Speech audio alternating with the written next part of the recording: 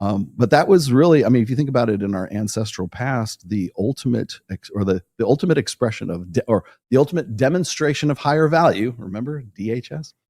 Demonstration or DHV, demonstration of higher value back in our hunter-gatherer days was to kill another dude, right? You could take his life and take him out of the game. And so in a sense, like I remember when, what was, well, there's UFC fighting right now, MMA fighting. I remember when it was, so I was working at the Silver Legacy. I worked at the Silver Legacy Casino in Reno.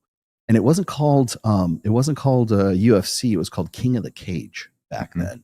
And like religious groups hated it. I couldn't believe it's a blood sport. They're in the octagon and they have like, they got they had the gloves on, but it wasn't like bare knuckle kind of stuff.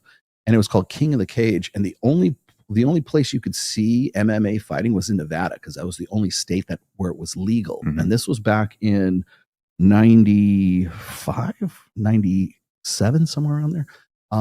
And I remember because I used to have to do the promos for King of the Cage. Did you? Yeah. And there people would be outside protesting it.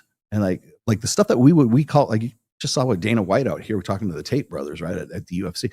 People would be outside protesting King of the Cage because they thought it was too violent. It was a blood sport, right? And now we just take it for granted that it's just UFC, right? And I remember going down there and watching the fights and everything because I could go for free, right? It was next to nothing for a ticket then. And then I worked at the place where it was going on. And so you had all these protesters outside, and then you go inside and you would see these chicks who would otherwise say, "Oh, I abhor violence," right?